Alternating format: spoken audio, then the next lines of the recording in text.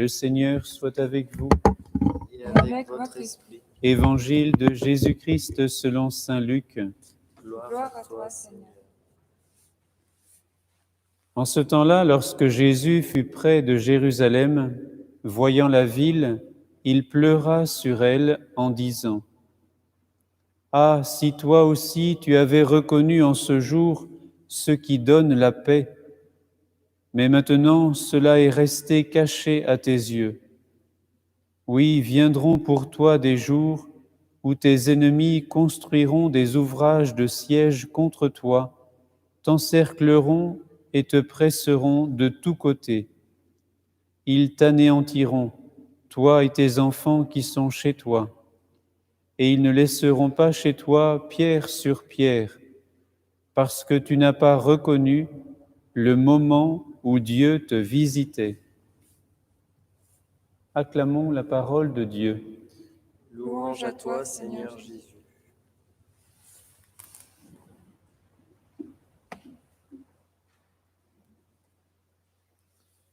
Il est question de larmes dans la première lecture et dans l'Évangile. Dans l'Évangile, c'est Jésus lui-même qui pleure lorsqu'il regarde Jérusalem. Jérusalem, cette cité magnifique qui est le lieu que Dieu a choisi pour y construire son temple, c'est-à-dire le lieu de sa présence, le lieu où matin et soir, les prêtres de l'Ancienne Alliance offrent l'agneau en sacrifice d'offrande à Dieu. Le lieu où, justement, dans ce temple, derrière l'autel, est présent la présence de Dieu. Cette Jérusalem, elle n'a pas reconnu la présence, la venue de son Dieu. Comment est-ce possible que le peuple de Dieu ne reconnaisse pas celui qui l'a constitué ? C'est le drame du peuple d'Israël. Ils ont été éduqués par Dieu lui-même. Ils ont eu tout, comme dit saint Paul, nous avons tout, la parole de Dieu, les prophètes, les lois, ce que Dieu aime, nous savons. Nous avons tout reçu par les prophètes. Et pourtant, chose étonnante, beaucoup en Israël n'ont pas reconnu le Dieu qui leur parlait, qui parlait aux prophètes, qui s'est fait chair en Jésus. Tu n'as pas reconnu, dit Jésus à la fin de cet évangile, le moment où Dieu te visitait.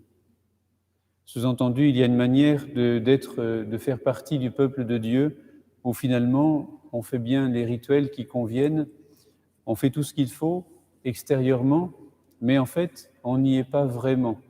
On ne reconnaît pas la présence, l'irruption de Dieu dans notre propre vie. On ne voit pas que tous les sacrements qui nous sont donnés dans l'Église sont ces moyens par lesquels nous entrons en communion intime avec notre Dieu. Et combien de chrétiens ont reçu la grâce du baptême, ont été incorporés au peuple de Dieu, mais qui n'ont pas reçu, qui n'ont pas été enseignés et qui ne connaissent pas le mystère de la venue de Dieu dans la chair. Ce mystère du non-accueil, de la non-reconnaissance de la présence de Dieu au milieu de son peuple provoque chez Jésus des larmes. Sous-entendu, c'est un drame qui fait pleurer Jésus en regardant Jérusalem.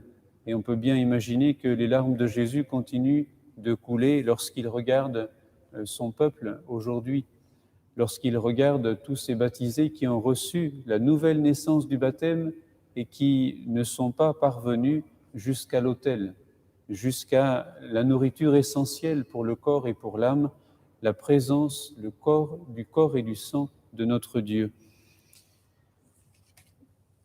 À ces larmes de Jésus dans l'Évangile répondent les larmes de Saint Jean dans la première lecture.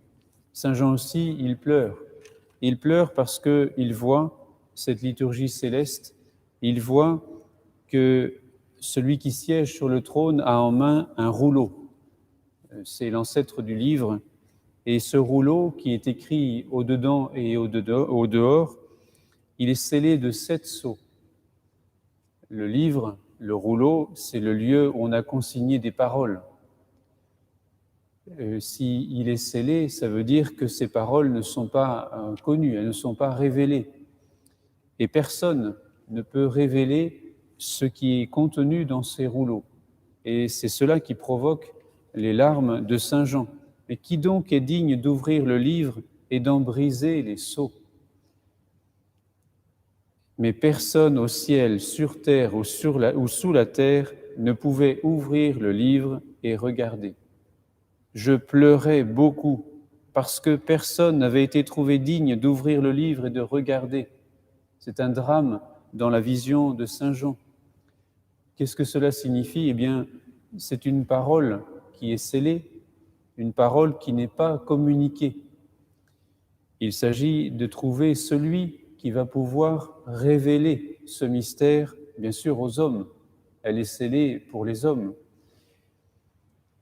Celui qui, un des anciens, dit à Saint Jean, « Ne pleure pas, voici, il a remporté la victoire, le lion de la tribu de Juda, le rejeton de David. » D'autres images, d'autres noms de Jésus, lion de la tribu de Juda, rejeton de David. Et c'est là que Saint Jean poursuit dans sa vision, et il voit un agneau debout, comme égorgé. Le mystère étonnant, cet agneau, il va recevoir le rouleau scellé, et c'est lui qui va pouvoir en ouvrir les 7 sceaux. Cet agneau, nous le savons bien, c'est Jésus lui-même. Cet agneau, il est comme égorgé. Les images sont défaillantes pour nous, enfin, l'imagination plutôt défaille. Les images nous suggèrent cette liturgie, ce mystère qui s'est révélé en Jésus. Jésus est l'agneau immolé. Où est-ce qu'il est comme égorgé? Eh bien, sur la croix. Il est l'agneau lorsqu'il est crucifié, lorsqu'il verse son sang. Il est celui qui ne montre pas d'obstacle, de résistance au sacrifice. Il offre sa vie comme un agneau qui se laisse faire. Et c'est lui, Jésus, crucifié, qui, sur la croix précisément, ouvre ce livre scellé de 7 sceaux. C'est-à-dire qu'il révèle sur la croix ce qui était caché depuis les origines. Ces paroles qui étaient contenues et que personne ne pouvait révéler. Aucun prophète n'a révélé ce mystère. Ce mystère, c'est le mystère de notre Dieu fait homme qui meurt par amour pour ses créatures humaines. Ce mystère, c'est la révélation ultime de qui est notre Dieu. Lorsque on nous pose la question « Quel est votre Dieu à vous les chrétiens ?» nous devons répondre, bien sûr, il est Trinité, Père, Fils et Saint-Esprit, mais aussi et surtout, il est celui qui s'est fait homme et qui meurt par amour pour nous et qui ressuscite. C'est sur la croix que se révèle le mystère de notre Dieu. Notre Dieu, il est là crucifié et il ressuscite le 3e jour. C'est donc là que la véritable connaissance de Dieu, ce rouleau scellé, est enfin décellé par la mort de Jésus. Voilà qui est notre Dieu, celui qui descend du ciel et qui accepte d'offrir sa vie en sacrifice pour nous sauver. Alors, eh bien, ce livre étant décellé, les hommes reçoivent parfaitement cette révélation du mystère de Dieu. Ils peuvent rendre gloire à celui qui est venu jusqu'à eux pour leur donner la vie, pour nous donner la vie. Et c'est cette liturgie qui se poursuit. La cithare, chaque ancien a une cithare en main, les coupes d'or pleines de parfums qui sont les prières des saints. C'est la liturgie de l'Église qui ne cesse de célébrer le mystère de la croix. Une liturgie d'action de grâce au ciel et liturgie aussi d'action de grâce sur la terre. Et nous qui sommes présents à la messe, nous participons à cette grande liturgie, nous nous unissons à l'action de grâce des saints, à la prière des saints. Lorsque nous participons à la messe, puissions-nous entrer dans ce grand mystère, reconnaître qu'un seul est digne d'ouvrir les sceaux parce qu'il a versé son sang par amour pour nous.